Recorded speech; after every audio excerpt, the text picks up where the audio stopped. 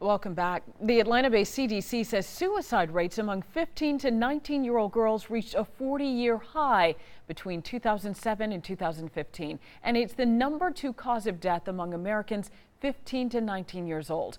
Our Megan Packer spoke with two sisters who wanted to share what they have learned after their 13-year-old sister killed herself. My biggest thing is be nice. Like, it's not hard. A simple message that can have an enormous outcome.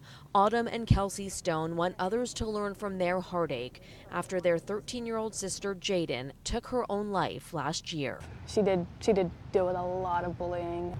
Like, we played video games together. We did everything together. And there's like certain songs I can't listen to still because of, her passing. There's video games I can't play because of her passing. The family left behind, including parents, struggles in so many ways. I can't imagine because I haven't lost a child, but it's very hard as siblings because we feel like they won't be there for the times we need them. I mean, they'll be there, but are they mentally going to be there? It is affecting all walks of life, and we don't need to be silent about it. We need to be aware of what's going on and that our children are in crisis. The Stone sisters want children to realize their words to each other matter and families to be there for each other, no matter what. If someone is crying out or reaching out, get them like the ultimate help and stick with them and stay by them and encourage them and share the stories because it is so real and mental illness is so real, and I know that's what she was struggling from. Like, I hate that I've gone through this, but I want to use it to do good. Yeah. Because that's the only thing you can do. That's the only positive thing you can do with this, is try to help somebody else. And that was our Megan Packer reporting. We do want to continue the discussion on youth suicide with Monica McGannon of Fulton County Behavioral Health Chris 180. Thanks for coming in. We appreciate it. Tell us about, I think it's so hard to be a teenager these days. I can't imagine going back and having to live through that. But there's so much to live up to, I think, for so many teens and so much pressure there. It can all be overwhelming, can it? It's extremely overwhelming. Teenagers today deal with very, very different obstacles than we did when we were younger.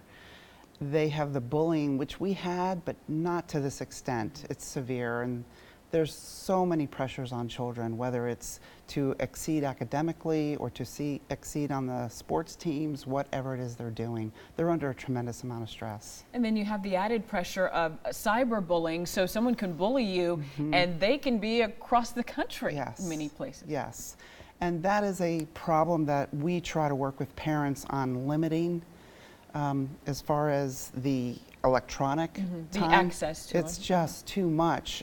Children just can't control turning it off, so parents really need to do that.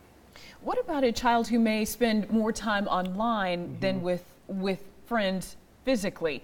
Is that an issue? It is an issue. It's becoming worse, and in the next diagnostic manual that comes out for psychiatry, there will be a new diagnosis for addiction for electronics. Really? Yes. Because so many kids just spend so much time either in front of the television or on their phone or on games, whatever. Yes. On social media as well. So what, because it can be hard for a parent. Where do we draw the line saying, hey, I want my child to be independent, I want to give them their space, and really stepping in and saying there's a problem or we need to cut some things off? Yes, great question. So as a parent, you can't be afraid to have your child be angry with you because they're going to be angry with you. You can't always be their friend, You cannot be their friend, and I hope that parents do not feel that I need to be your friend as my child. You have to take away the electronics at some point if it's going overboard. And tell our viewers too about Fulton County's Text for Help program, because this can really help some young people in crisis. So Text for Help is new. It started in January, and it is run by licensed therapists, and they are on 24 hours a day, every day of the week. And they respond to the text, so a child can text in, and I've been on call myself. And the text might be, I'm being bullied at school, or my parents don't understand me, and then we give back resources for them to use and to go to. Yeah. Monica, we're going to have you back in just a bit. But first, of course, we do want you to stay with us for advice on how to help someone that you worry may be about to spiral from depression to suicide.